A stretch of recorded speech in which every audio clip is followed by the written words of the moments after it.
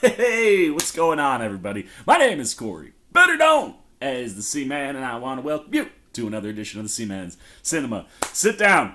You see it on the chest. It is Wanda Maximoff / Scarlet Witch Day. If you were on Team Scarlet Witch, which I 100% am, and, I was convinced to watch some things that I typically don't, and I just freaked out on the last one. So we're going to watch one more. What are we talking about? Why don't you pull up a chair? Take a seat. We're taking a look at some 30-second teaser trailers for Doctor Strange in the Multiverse of Madness. I originally was going to put them in one video, but the first one I watched made me lose my damn mind so much. I was like talking for 12 minutes, which isn't, it's not strange, but I was like, I'm not going to do another 30-second. It's going to be like a 20-minute video for a reaction of a 30-second clip. Nobody wants that. So we just watched the Fate teaser trailer, which came back out at the beginning of April, and teased visual, moving images of Chthon. And like as what felt like the lone person on the internet saying, hey, during WandaVision, y'all are talking about Mephisto. That's not the guy to talk about. Chthon is the guy to talk about. He didn't show up in WandaVision, but he's showing up in Doctor Strange, and he looks magnificent. I just can't believe we live in a world where Chthon can exist in a movie that's gonna make more than $1 billion. Like, that's nuts to me. How did we get to this place, right? Like, typically, if you know me, I watch a teaser, I watch an official, sometimes I watch the second official trailer.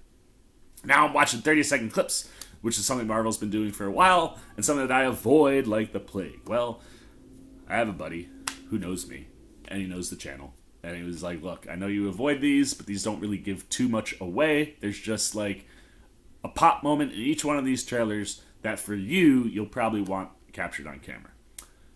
Which is why we watched the Fate trailer, and I lost my damn mind because Chthon showed up. So I have no idea what we are getting in this Illuminati trailer. But based on my friend pointing me in the direction of a video that showed Chthon moving, and next to Wong and Wanda, I don't know what we're gonna get. Like, are we gonna see the whole Illuminati? Like, are they gonna reveal all of the Illuminati? Am I about to see? There's no way that I'm about to see Reed Richards, right? Or like get confirmation that Blade is in there. That one shot of the Illuminati folks walking in the background. One dude totally looks like Blade. Maybe that's what we're. I don't know. I'm trying to think of. I don't know. I have no idea. So let's not waste any more of your time. I talked way too much on the first video. Let's get the Illuminati 30-second teaser up for Doctor Strange and the Multiverse of Madness, and let's see what my friend expects me to freak out to in this one. Stephen Strange. Oh. The Illuminati will see you now. So is Mordo working for the Illuminati? See what kind of Doctor Strange? Feels Doctor Strange, rated PG-13. Oh, come on, man. Like, that was two things in like less than 2 seconds. Okay. I gotta take a beat. Let's work in reverse order, because while I was freaking out, my peak freak out started on the first image. It's the second image that really made me lose my mind. Now, I don't know if I said this anywhere on the internet, but after we got the second Doctor Strange trailer and we saw the back of Patrick Stewart's head and confirmed in that like Professor X and the Illuminati were coming, and then eventually I believe Stewart confirmed himself that he's in the movie. I don't know if I put it in any videos, but I definitely speaking to this person that was like, yo, you gotta watch these 2 videos. I said, how cool would it be if the Professor X that we're seeing in the Illuminati chamber is the Professor X from the 90s X-Men cartoon, which they are bringing back and picking up right where it left off on Disney+.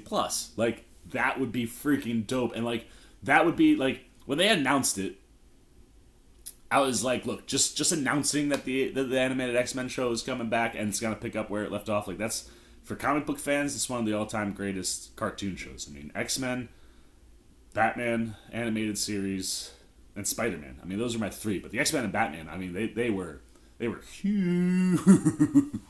And the big thing about that X-Men cartoon show is that Professor Xavier, he rides around in a giant yellow, it's not even a wheelchair. It's this giant yellow, like, machine that kind of replaces his wheelchair.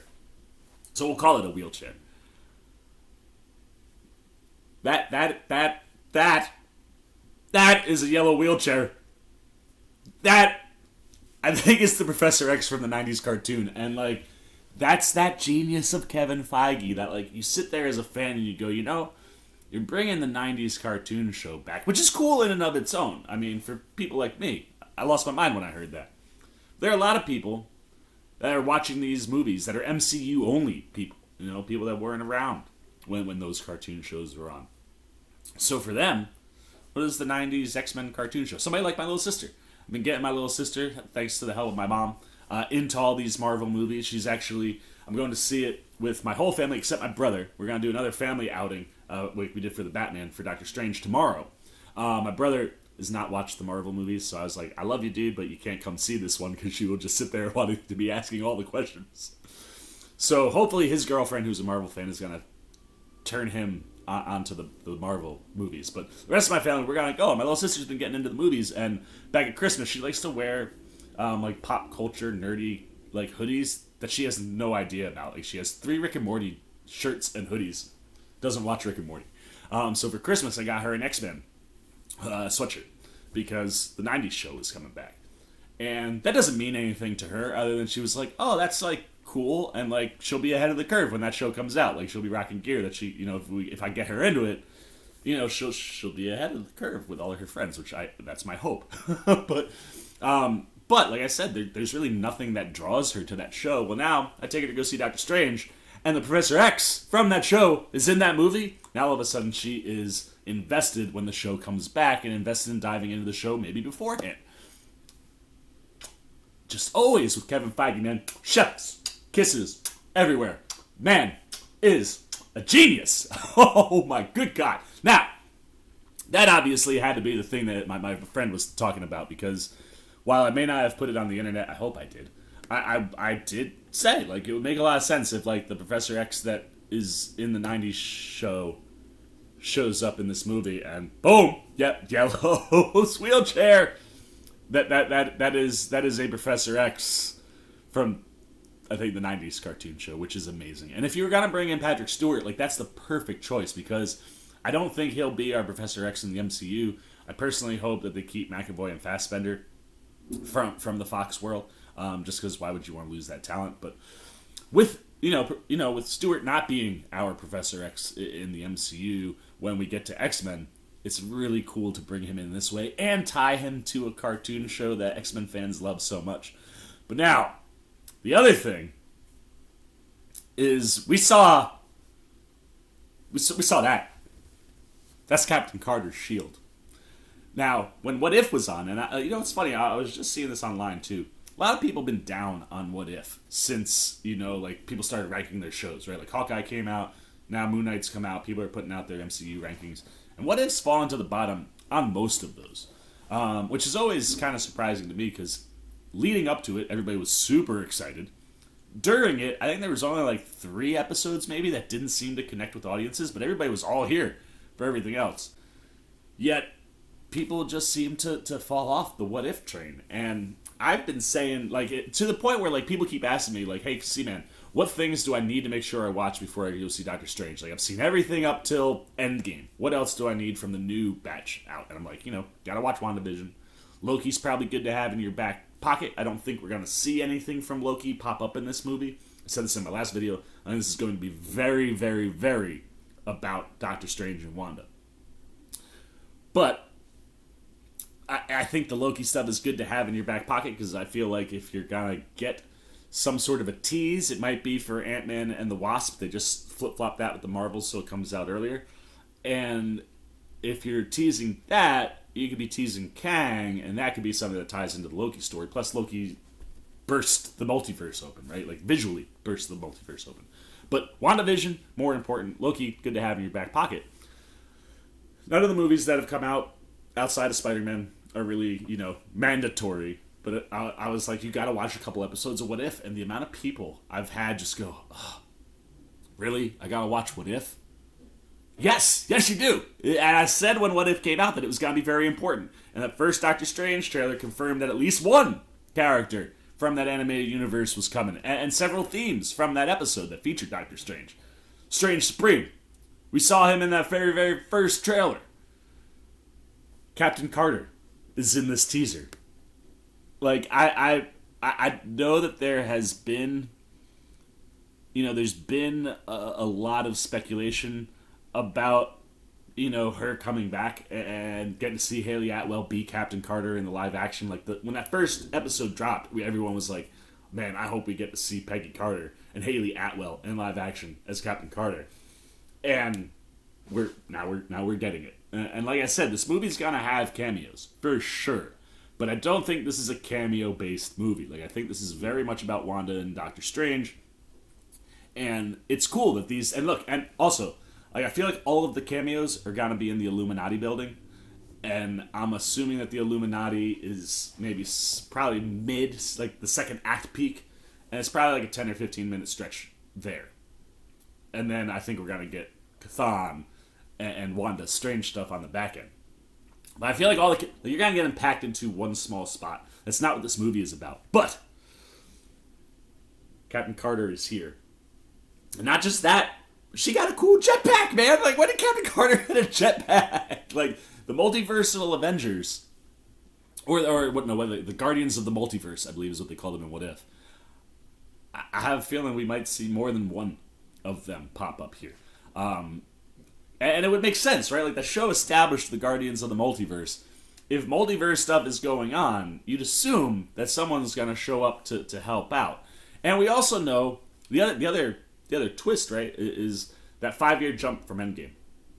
I said the minute that it happened, that you do something like that so that you can stack things on top of each other. This was even pre-pandemic. Like, it gives you time now to tell stories. Every story was constantly moving forward, outside of Captain America and Captain Marvel, which went backwards. But outside of those movies, like, once you get to Iron Man, everything moves forward. And is in the years that the movies come out. But now, you give a 5-year gap in a movie world, you can stack things on top of each other. So it's very, very possible that when we saw Captain Carter disappear into that hole at the end of her episode, right, before she comes back as a multiversal Avenger, it's very possible that where she ended up is here. Because she was taking on that tentacle monster that we know to be Shuma Gorath, but I believe because of naming rights and things, we're getting Gigantos. So I think it's very possible that when we saw her disappear in What If, this is where she ended up, like to fight that creature. Now, she didn't have a jetpack at that point in time, so that could be different, but that also could be something she snagged in this universe. I don't know. But if it's not if it's not at that point in the story, then it's possible we might get other multiversal Guardians in this. But just to see Captain Carter's shield across from Wanda, and to see Professor X in the yellow wheelchair, I'm glad I watched these. I'm glad I watched these two trailers, because wow, man, like, it's just so cool to see things that you hope will show up, or things that, you never dreamed of seeing show up on the big screen. And I tell you, man, I hold no allegiances to Marvel or DC. I typically have been a DC comic book guy more than a Marvel comic book guy. I'm a bit more of a Marvel movie fan than I am a DC movie fan, although I love all of them equally. What Kevin Feige has done is... there are no words, and it is allowing him to do things that no comic book fan would have ever thought that we would ever get on a big screen, going out worldwide to mass audiences to make billions of dollars.